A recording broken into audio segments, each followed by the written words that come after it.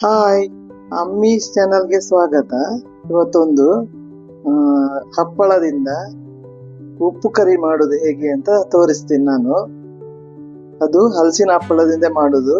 ಈ ಮಳೆ ಬರುವಾಗ ಈ ಸ್ನ್ಯಾಕ್ಸ್ ತುಂಬಾ ಒಳ್ಳೇದಿರುತ್ತೆ ತಿನ್ಲಿಕ್ಕೆ. ಹೀಗೆ ಅದನ್ನು ಹೇಗೆ ಮಾಡೋದು ಅಂತ ತೋರಿಸ್ತೀನಿ ನಾನೀಗ.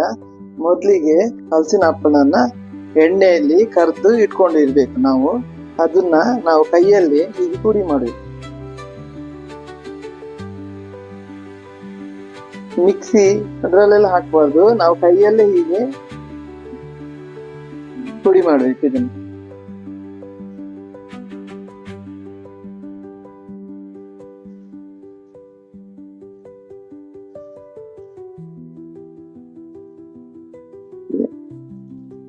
ಹೀಗೆ ಎಲ್ಲ ಅಂತ ಪುಡಿ ಮಾಡ್ಕೊಳ್ಳಿ.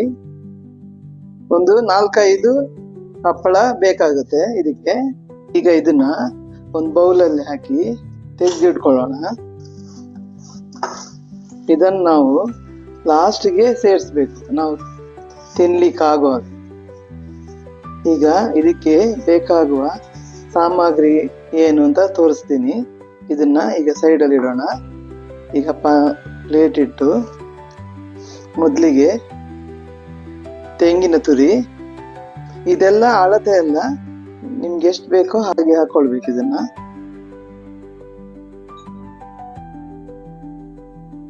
ಆಮೇಲೆ ಸಕ್ಕರೆ,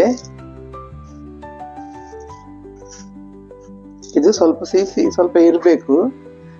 ಮತ್ತೆ ಹಲಸಿನ ಹಣ್ಣು, ಸ್ವಲ್ಪ ಹಣ್ಣಾಗಿದ್ದ ಹಣ್ಣಲ್ಲಿ ಈ ಹಪ್ಪಳ ಮಾಡಿದ್ರೆ ಇದಕ್ಕೆ ತುಂಬಾ ಒಳ್ಳೇದಿರುತ್ತೆ. ಈಗ ನಾನೊಂದು 2 ಈರುಳ್ಳಿ ಹಾಕಿದ್ದೀನಿ.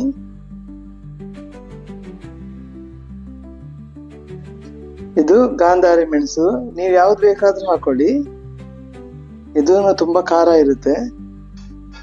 ಸ್ವಲ್ಪ ಕರಿಬೇವು ಸೊಪ್ಪು, ಇದನ್ನ ಮೊದ್ಲಿಗೆ ಈಗ ಹೀಗೆ ಕಲ್ಸ್ಕೊಳ್ಬೇಕು.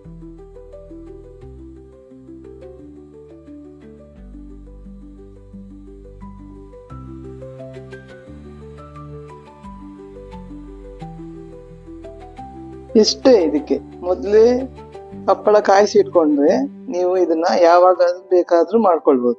ತುಂಬಾ ಈಸಿ. ಇದಾಗಿದೆ ಈಗ. ಈಗ ಇದನ್ನ ನಾವು ಯಾವಾಗ ತಿನ್ಬೇಕು ಆವಾಗ ಇದ್ರ ಒಂದು ಪ್ಲೇಟಿಗೆ ಇದನ್ನು ಮೊದಲೇ ಹಾಕೊಂಡು ಹಪ್ಪಳ ಹಾಕಿ ತಿನ್ಬೇಕು. ಕಲಸಿ ಇಡಬಾರ್ದು ಇದು. ಆವಾಗಲೇ ಹಪ್ಪಳ ಅದ್ರ ಮೇಲೆ ಹಾಕೊಳ್ಬೇಕು, ತಿನ್ಬೇಕು, ಆ ಥರ. ಈಗ ನಾನು ತೋರಿಸ್ತೀನಿ ಇದನ್ನ ಹೇಗೆ ಅಂತ. ಈಗ ಹೀಗೆ ನಾನು ಇದಕ್ಕೆ ಉಪ್ಪು ಹಾಕೋದು ಮರ್ತೆ, ಯಾಕಂದ್ರೆ ಹಪ್ಪಳದಲ್ಲಿನೂ ಉಪ್ಪು ಹಾಕಿರ್ತೀವಿ. ಆದ್ರೂ ಬೇಕಿದ್ರೆ ಹೀಗೆ ಸ್ವಲ್ಪ ಹೀಗೆ ಉಪ್ಪು ಹಾಕಿದ್ರೆ ಸಾಕು. ಈಗ ಒಂದು ಬೌಲಿಗೆ ಇದನ್ನು ಹಾಕೊಂಡು ತೆಂಗಿನಕಾಯಿ, ಈರುಳ್ಳಿ ಎಲ್ಲ ಹಾಕಿ ಮಾಡಿದೀವಲ್ಲ ಮಸಾಲ, ಅದನ್ನು ಹಾಕೊಂಡು ಅದ್ರ ಮೇಲೆ ಇದನ್ನ ಹಪ್ಪಳನ್ನ ಹಾಕಬೇಕು.